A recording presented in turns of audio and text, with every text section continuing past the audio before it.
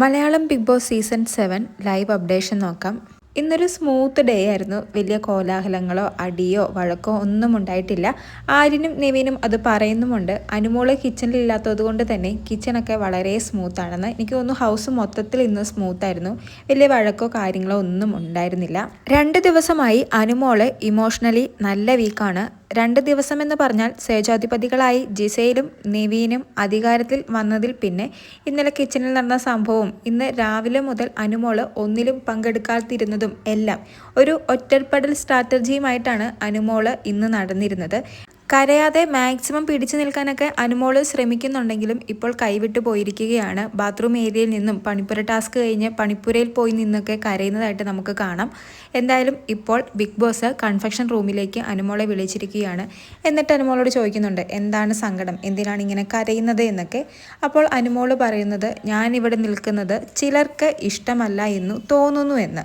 അപ്പോൾ big boss പറയുന്നത്, ഇതാണ് ഗെയിം എന്നറിഞ്ഞിട്ടല്ലേ ഇങ്ങോട്ട് വന്നത്, ഇങ്ങനെയാണ് ഇവിടെ നമുക്ക് ഗെയിമാണ് ആവശ്യം എന്നൊക്കെ പറയുന്നുണ്ട്. സ്നേഹിച്ചവർ തന്നെ പിന്നീട് ഇങ്ങനെ ചെയ്യുമ്പോൾ, വെറുക്കുമ്പോൾ, ദേഷ്യപ്പെടുമ്പോൾ സഹിക്കാൻ പറ്റുന്നില്ല ബിഗ് ബോസെ, അതാണ് ഞാൻ കരഞ്ഞു പോകുന്നതെന്ന് പറഞ്ഞ് അനുമോള് പൊട്ടി കരയുന്നുണ്ട്. 2 ദിവസമായി ഉള്ളിൽ കൊണ്ടു നടന്ന എല്ലാ സങ്കടവും അനുമോൾ അങ്ങ് കരഞ്ഞു തീർക്കുവാണ്. എന്നിട്ട് ബിഗ് ബോസിനോട് ചോദിക്കുന്നുണ്ട്, എൻ്റെ അമ്മയുടെ സൗണ്ട് ഒന്ന് കേൾപ്പിക്കാമോ, അമ്മയുടെയും അച്ഛൻ്റെയും, ഞാൻ ആരോടും പറയില്ല ഇങ്ങനെ ഫോൺ ചെയ്ത് തന്നു എന്ന്. എനിക്ക് അവരുടെ സംസാരം ഒന്ന് കേട്ടാൽ മതി, ആ സ്വരം ഒന്ന് കേട്ടാൽ മതി. അവരെന്നോട് നീ ഓക്കെയാണ്, നീ നിൽക്കണം ഇവിടെ എന്ന് പറഞ്ഞാൽ മതി. ഒരു 10 സെക്കൻഡ് സംസാരിച്ചാൽ മതി, ഞാനൊന്നും സംസാരിക്കില്ല, അവരുടെ സംസാരം ഒന്ന് കേട്ടാൽ മതി, ഒന്ന് വിളിച്ചു തരുമോ എന്ന് അനുമോള് റിക്വസ്റ്റ് ചെയ്യുന്നുണ്ട്. പക്ഷെ ബിഗ് ബോസ് പറയുന്നുണ്ട്, ഇതൊരു ഗെയിം ഷോയാണ്, ഇവിടെ കുറച്ച് റൂൾസ് ഉണ്ട്, അത് മാറ്റാൻ സാധിക്കില്ല എന്നൊക്കെ ബിഗ് ബോസ് തിരിച്ചു പറയുന്നുണ്ട്. ആരാണ് അനുമോളെ കരയിപ്പിക്കുന്നതെന്നും ബിഗ് ബോസ് ചോദിക്കുന്നുണ്ട്. അതിന് അനുമോള് പറയുന്നത്, ഒരു ഗ്രൂപ്പായിട്ടാണ് എന്നെ ആക്രമിക്കുന്നതും എന്നെ കരയിപ്പിക്കുന്നതും എന്നാണ് പറയുന്നത്. ഒരാളുടെയും സ്പെസിഫിക് ആയിട്ട് അനുമോള് പേരെടുത്ത് പറയുന്നില്ല. അനുമോള് ഇങ്ങനെ സങ്കടപ്പെടുന്നതിലും കരയുന്നതിലും എന്തെങ്കിലും കാര്യമുണ്ടോ എന്ന് ചോദിച്ചാൽ കുറച്ചൊക്കെ ന്യായം അനുമോളുടെ ഭാഗത്തും അനുമോള് പറയുന്നതിലുമുണ്ട്. എന്നാൽ അനുമോൾക്കും തെറ്റ് പറ്റിയിട്ടുണ്ട്. അത് അംഗീകരിക്കാൻ അനുമോള് തയ്യാറല്ല. അനുമോൾക്ക് ഈഗോ കുറച്ച് കൂടുതലാണ്. അതുപോലെ തന്നെ നല്ല വാശിയും പല കാര്യങ്ങളും പേഴ്സണലായിട്ടും അനുമോൾ എടുക്കുന്നുണ്ട്. അതാണ് മെയിനായിട്ടുള്ള കാരണം.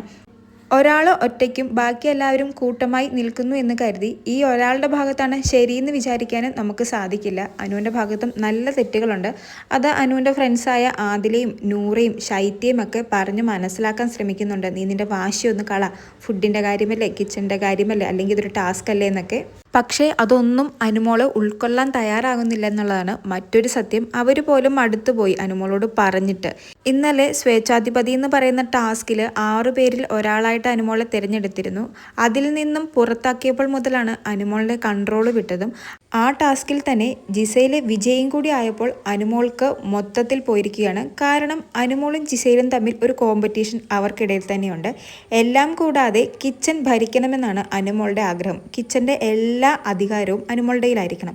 പക്ഷേ ജിസയിലും നെവിയനും അവരുടെ അധികാരം ഉപയോഗിച്ച് റെന ഫാത്തിമേനെയും കൂടി കിച്ചണിൽ ഇട്ടപ്പോൾ ആ ഒരു അധികാരം കൂടി അനുമോൾക്ക് നഷ്ടപ്പെട്ടപ്പോൾ മൊത്തത്തിൽ അനുമോളുടെ കയ്യിൽ നിന്നും പോയി കിടക്കുകയാണ് ഇപ്പോൾ. എന്തായാലും അനുമോൾ നല്ല കണ്ടസ്റ്റൻ്റ് ആണ്.